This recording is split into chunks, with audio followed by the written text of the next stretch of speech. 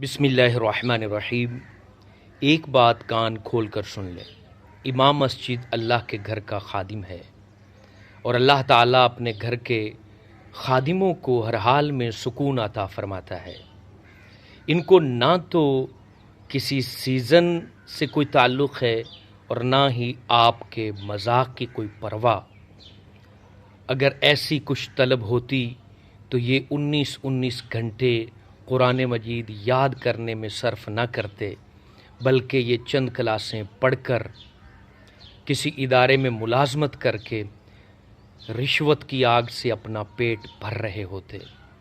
یہ پورے علاقے کی خدمت کرتے ہیں چند 100 کے عوض میں۔